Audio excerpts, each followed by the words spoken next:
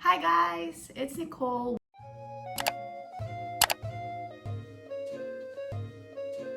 As you can tell by the title below, we are doing a little Q&A today. So basically, get to know me or my brand. But most questions that were sent were about my brand, so I'm just gonna answer that. I actually asked you guys on the HUB CEBU Instagram story, like to send me questions, like what you guys want to know. And yeah, I'm gonna try to make this as quick as possible, like straight to the point, because I know Q&As are kind of boring and I myself like isn't a fan of like long videos. So yeah, we're gonna make this as quick as possible. Okay, so the first question here is, do you see yourself doing anything else? So personally, I don't think so, because ever since I was like at a young age, I was always kind of business minded, or like I always knew that I wanted to take up this track in life, like this is the path I want in life. I really wanted to engage in business, so I don't see myself doing anything else actually, like as of now and ever since way back then. But then we don't know, maybe something in the future might come up and something could change. Although when I was younger, I really did want to be like an artista or like get into showbiz.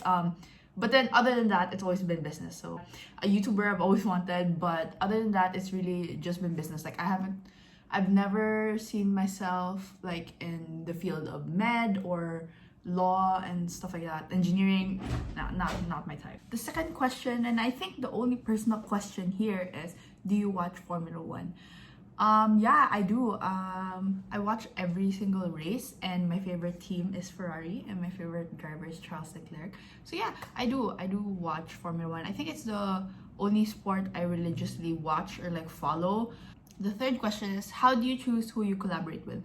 So by collaborating, you mean when we do cases together? Because I know some people think collaborating is like when you send a peer package, but I'm just gonna answer how I choose who I collaborated with, wherein we do cases with them. So I try to find content creators who have, number one, the same aesthetic as us, and number two, the same values as us. So as most of you guys know, we are a brand that donates most of our profits to non-government organizations such as For Our Farmers. We also did Parkay Kuya, and other organizations. But yeah, we try to find content creators who have the same value, that they want to donate and they also want to like help these people and stuff like that. So we choose those collaborators.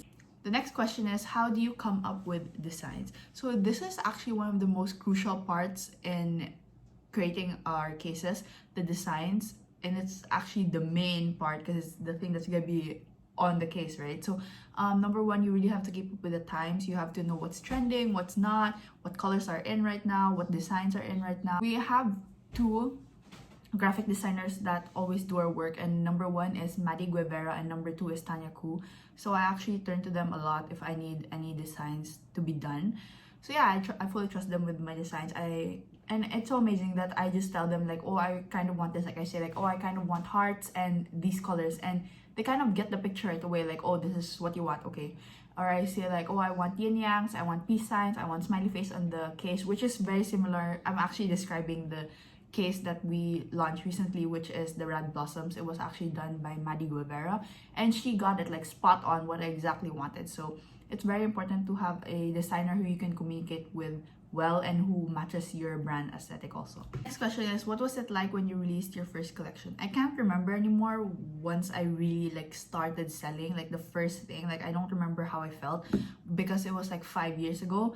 But then I will tell you, the first time we ever released our own designs, which was actually the 2000s case, which was the, I'll attach a photo here.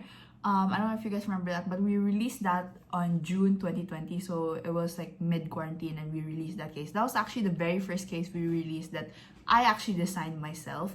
So I didn't have any designers yet at that time. So I did everything, like putting all the pictures together and stuff like that. So when I released this case, I was actually like super nervous, like if anyone was gonna buy it and stuff like that. And at first, obviously, it wasn't a hit because I feel like I didn't have that much audience. So the first time I released it, I did pre-orders for it and I got 25 pre-orders, and for me that was already a lot. Okay, that was a lot. So I was so happy and stuff like that. And then after that, when the cases finally arrived and I posted it again, It originally is supposed to be a limited edition case, and it still is, but then I restocked it around 3 to 4 times because the demand was just so much for it. So yeah, once it was finally here, I took pictures of it, I posted it on my Instagram. It was actually one of the cases that was such a hit on our account for the longest time. Like, I think it was, people were DMing us about it like every single day for like 4 to 5 months, and that was the first case we ever came up with. So yeah, it's not all the time that your first release or your first case is gonna be a hit, but in the long run, it could be. The next question is, how do you manage your time? So boundaries are very important. This is actually my to-do list. I'm just gonna cover it. This is my to-do list. I got it from Make It Personal PH. Yeah, it's so nice. They have like the date. You can put the date here, and then you can put your task here, and like check marks, and then there's like priorities. And I actually have one more. I have 2 pads from them, and one says time to hustle, and then it says to-do list for today, appointments, and then notes. And to-do lists are super important because you get to see. For me, I'm more of a visual learner, so it helps that I see what I have to do today, and then I highlight sometimes if they're like super important things that have to get done ASAP. So I highlight them and I make sure they're done first in the day. So I do this like when I wake up, I list everything that I have to do. So yeah, to-do lists are super important. That's how I manage my time. So the next question is, why did you decide to sell phone cases? Actually, like I said at the start, we've been doing this for a while. So like I opened this Instagram account on 2016, June 11, 2016. And I actually didn't sell phone cases at first. I sold international makeup. So I sold Kylie Cosmetics and Colourpop Cosmetics and Lokai bracelets. I don't know if you guys remember Lokai bracelets. They were such a thing before. So those were the first 3 items that I sold. And I think this kind of relates also to the next question, is why did you name it the HUB CEBU? So I'm just gonna explain it here. So basically, I sold those 3 items first, and then I kind of started injecting different things into the shop. And the shop's name wasn't the HUB CEBU at first. It was called Lip Kits and Lokai. So that was the name of the shop, but we were selling Kylie Cosmetics, Colourpop Cosmetics, and Lokais. Aside from that, like, as like the months went by, I started selling more things. So I had also stickers and caps. I also sold like caps that you could personalize, like the print, like embroidery. So yeah, I had at that time, which was like 2017, I think, I already had Kylie Cosmetics, Colourpop Cosmetics, Lokais, caps, and stickers for sale. And I was like, my username, Lip Kits and Lokais, can't be my username anymore because I sell so much more things. And then after that, I decided like, what's something that sounds general, or like, yeah, it's like a one-stop shop type of thing. But then I finally decided on the HUB CEBU because it was a very general name, and you can't really tell like, oh, that shop is just selling this one thing. So yeah, I was actually planning to change the HUB's name to the Case Hub and just fully removing Cebu, but my friends were telling me to not change the name anymore because I had it in so much of my packaging, I had it in so much of my marketing, like promotional stuff, like posters and stuff like that. So they were like, if you change your name now, because I was planning to change it mid last year, they were like, if you change it now, like people could like not distinguish anymore like who you are because they remember you as the HUB CEBU. So that's why I decided on not changing the name, and I stuck to the name the HUB CEBU. Next is future plans for the HUB CEBU. So right now I haven't thought of any long-term plans, but we were able to have a pop-up shop in Central Block in IT Park recently. I think it was early this year. I think it was around January. We were there for 15 days, and I would love to do that again, like when this whole pandemic is over, like have another pop-up shop. I'm not sure where or when yet, but that I want to do that again. Have a pop-up shop. And then, well, since we already have a website, that was actually one of long-term goal of mine, but it happened so much faster, like earlier. So yeah, I'm super happy. As of now, we don't have any plans. We just plan to have more collaborations in the future, or to release more designs and more types of cases with like different materials for you guys. So the next question is, how old were you when you started selling online? Actually, the original question is, how old were you when you started selling phone cases? But again, I can't really remember the timeline.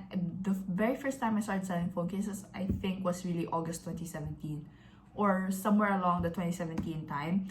But I just changed it to how old were you when you started selling online, because that's the date I really remember. And it was June 11, 2016.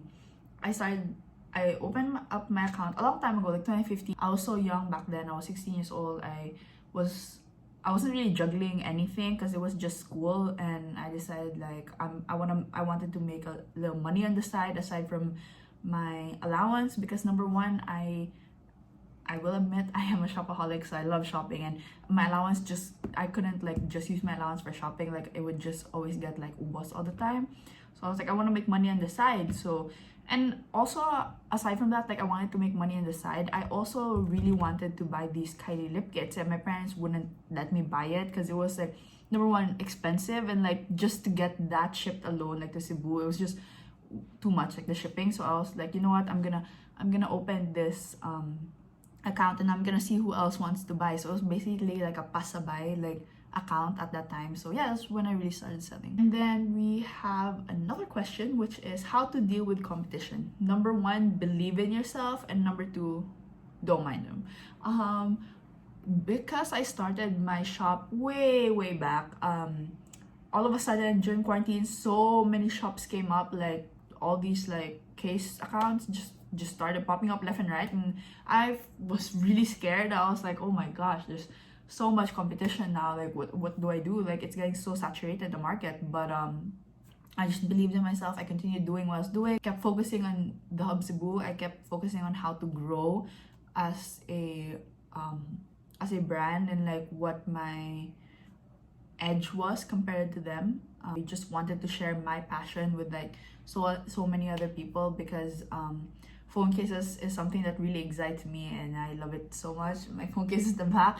But yeah, and number two, we are doing this for the non-government organizations that we are helping. So like the farmers, our scholars, that's what really drives me to keep doing this, keep selling and stuff like that. It's really just for the customers. Like it's for the customers, number one, obviously, to like see you guys and like see, like get all these messages like, oh, thank you so much, I love the case so much, it's such a good quality, super worth my money and stuff like that. And the fact that they also get to help our farmers, like our local farmers and our scholars, is just super amazing. Like it's really heartwarming, and that's the reason why we're doing this. So I just keep focusing on yourself, keep focusing on your brand.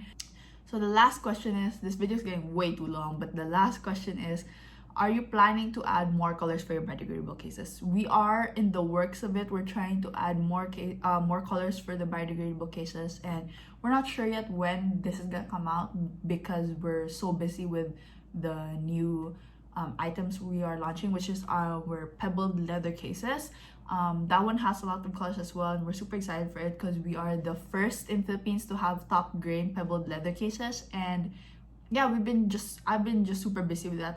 My time and my energy has all been poured to that, so I'm super excited to share that with you guys also very soon. So yeah, that's the end of the video. I hope you guys enjoyed it, and I hope you guys learned a thing or two about our brand and me as a seller. Thank you so much for watching, guys. If you guys did like this video, please give it a thumbs up. Comment down below some video suggestions you want me to do, and yeah, subscribe. Bye.